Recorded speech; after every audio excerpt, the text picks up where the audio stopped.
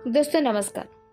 किताबी दुनिया में आप सबका स्वागत है। दोस्तों 140वीं प्रेमचंद जयंती के अवसर पर किताबी दुनिया प्रेमचंद विशेष श्रृंखला का आयोजन कर रहा है। इस श्रृंखला में आज प्रस्तुत है मार्क्सवादी आलोचक रामविलास शर्मा द्वारा लिखित युग निर्माता प्रेमचंद लेख को सुनिएगा। प्रगतिशील लेखक सम्मेलन के पहले अधिवेशन में सभापति पद से भाषण देते हुए प्रेमचंद ने साहित्यकार के लिए कहा था कि वह देशभक्ति और राजनीति के पीछे चलने वाली सच्चाई भी नहीं, बल्कि उसके आगे मशाल दिखाती हुई चलने वाली सच्चाई है। प्रेमचंद ऐसी ही सच्चाई थे। देशभक्ति और राजनीति के पीछे चलने वाली सच्चाई नहीं, उसके आगे मशाल दिखाती हुई चलने वाली सच्चाई थी। केवल महफिल सजाने और मनोरंजन का सामान जुटाने वाले साहित्यकार हरगिज नहीं, वह एक युग निर्माता साहित्यकार थे। केवल साहित्य में युग को नाम देने वाले नहीं, बल्कि अपने समय के सामाजिक जीवन को एक नई गति और एक नई दिशा प्रदान करने वाले। जिस समय विधवा विवाह को भी एक क्रांतिकारी सुधार समझा जाता था, उस समय नारी मात्र की पराधीनता पर उन्होंने सेवा सदन लिखा और वेश्यावृत्ति की सामंती आधार को उघार कर पाठकों के सामने रख दिया। जिस समय जालियांवाला बाग और राउलेट एक्ट से भारत का पददलित आत्मसम्मान जाग उठा था, उस समय प्रेमचंद जी ने प्रेमाश्रम लिखकर किसानों पर अंग्रेजी राज और उसके दलालों के अत्याचार दिखाकर बतलाया कि स्वाधीनता आंदोलन को पूरी ताकत इनकी समस्याओं को लेकर आगे बढ़ने से मिलेगी। जिस समय देश में बड़े पैमाने पर राष्ट्रीय आंदोलन न चल रहा था, प्रेमचंद ने रंगभूमि में दिखलाया कि जनता अब भी लड़ रही है, वह हारी नहीं है, वह जीतेगी। गोदान में उन्होंने पढ़े लिखे नौजवानों और किसानों की एकता की तरफ संकेत किया और किसानों के महाजनी शोषण का चित्र खींचा, जिसे किसान आंदोलन में तब जगह न दी गई थी। उन दिनों जब मंदिर प्रवेश को अछूत समस्या हल करने का सबसे बड़ा साधन माना जाता था, उन्होंने कर्म भूमि में अछूत किसानों और खेत मजदूरों की भूमि समस्या पर दृष्टि केंद्रित की और उसमें लगानबंदी की लड़ाई को उनकी मुख्य लड़ाई बताया। प्रेमचंद ने अपने उपन्यासों में जो संघर्ष, स्वाधीनता आंदोलन के जो रूप दिखाए, वे सब हमारे सामने आए। यह इस बात का सबूत है कि वह देशभक्ति और राजनीति के आगे मशाल दिखाती हुई चलने वाली सच्चाई थे। प्रेमचंद भविष्य दृष्टा थे। उन्होंने गबन, कर्मभूमि, कायाकल्प, रंगभूमि तथा गोदान में ऐसे देशभक्तों का रूप दिखाया जो वक्त आने पर जनता से विश्वासघात कर जाते थे, जिनके लिए अपने मालिकों का हित जनता के हितों से बढ़कर था। प्रेमचंद ने इन पात्रों के द्वारा जनता के महान शिक्षक का काम किया, उसकी चेतना को निखारने में बहुत बड़ा योग दिया।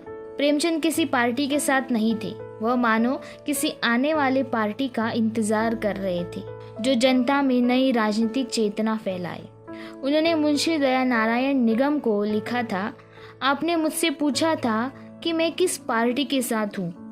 मैं किसी पार्टी से नहीं हूँ, इसीलिए कि इस वक्त दोनों में से कोई पार्टी असली काम नहीं कर रही है। मैं उस आने वाली पार्टी का मेंबर हूँ जो अवाम अलनास की सियासी तालीम का अपना दस्तूर अमल बनाएगी। यह पत्र उन्होंने सन 1923 में लिखा था। 7 साल बाद विशाल भारत ने उन्होंने घोषित किया था, हाँ जरूर चाहता हूँ कि 2-4 उच्च कोटि की रचनाएं छोड़ जाऊं, लेकिन उनका उद्देश्य भी स्वतंत्रता प्राप्ति ही हो। प्रेमचंद कलाकार की तटस्थता में विश्वास न करते थे। वह जनता के दुख सुख में भाग लेने वाले कलाकार थे, इसलिए उनकी कथाएं इतनी प्रभावशाली है। वह यथार्थवादी कलाकार थे। वह जीवन की सच्चाई आंकना चाहते थे, जीवन के भ्रमों का खंडन करना चाहते थे। सेवा सदन से गोदान तक उन्होंने कथा साहित्य में यथार्थवाद से इस तरह विकसित किया जिस तरह एक ही साहित्यकार बहुत कम कर पाता है। अपने यथार्थवाद से उन्होंने हिंदी कथा साहित्य के लिए वह राजमार्ग बना दिया जिस पर नई पीढ़ी के लेखक निर्भय होकर आगे बढ़ सकते हैं। प्रेमचंद का साहित्य 20वीं सदी के हिंदुस्तान का सच्चा इतिहास है। हमारी जनता सहृदयता, सहनशीलता और वीरता उनकी रचनाओं में फूल की तरह खिली हुई है। अंग्रेजों का बर्बर पुलिस राज, खूनी आतंक और उनके मित्रों का जनता से विश्वासघात उनकी रचनाओं में काले कोहरे की तरह छाया हुआ है। हिंदुस्तान के लोग एक भरा पूरा, सुखी, सुसंस्कृत, समृद्ध जीवन बिताना चाहते हैं। यह उत्साह उनकी रचनाओं में बार बार झलकती है। इस साध को पूरा करने के लिए वे कैसा पराक्रम दिखाते हैं, इसकी कथा प्रेमचंद का साहित्य है। प्रेमचंद नाटककार भी थे, लेकिन वहाँ उन्हें इतनी सफलता नहीं मिली। वह एक सफल संपादक थे और हंस के जरिए उन्होंने साहित्यकारों की एक नई पीढ़ी को शिक्षित किया। मंगलसूत्र में जो उनका अधूरा और आखिरी उपन्यास है, उन्होंने एक साहित्यकार को ही नायक बनाया है जो गोदान के मेहता की तरह देश सेवा का व्रत लेता है। वह हिंदी लेखकों से बड़ी बड़ी आशाएं रखते थे, जिन्हें पूरी करना नई पीढ़ी का कर्तव्य है। प्रेमचंद को बीमारी की हालत में लिखते देखकर श्री जनार्दन राय ने उनसे कहा था, यदि कहीं कुछ हो गया तो क्या होगा? और प्रेमचंद ने जवाब दिया, क्या होगा, मर ही तो जाऊंगा, तुम लोग हो और फिर कौन जाने मैं मरूंगा भी।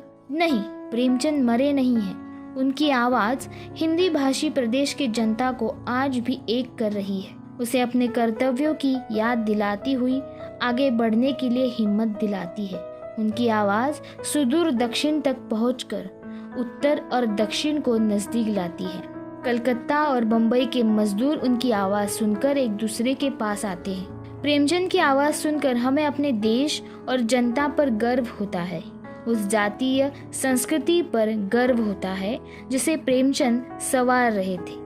प्रेमचंद की आवाज उस समय उठी थी जब पहले महायुद्ध में मानव ध्वंसी तोपों की गड़गड़ाहट में हवा में गूंज रही थी। आज भी जब विश्व पर तीसरे महायुद्ध के बादल छाए हुए हैं, उस स्वाधीनता संग्राम के सैनिक की वाणी विश्व शांति की रक्षा के लिए जनता का आह्वान करती है। प्रेमचंद की आवाज भारत की अजेय जनता की आवाज है, इसलिए प्रेमचंद आज भी हमारे साथ हैं। दोस्तों, यदि आपको यह वीडियो अच्छा लगा हो तो इस वीडियो को लाइक करें और दोस्तों के साथ साझा करें। आपकी राय मेरे उत्साह को बढ़ाएगी, इसलिए अपनी राय कमेंट बॉक्स में ज़रूर लिखें। यदि आप मुझसे जुड़ना चाहते हैं तो किताबी दुनिया चैनल को सब्सक्राइब करें। धन्यवाद।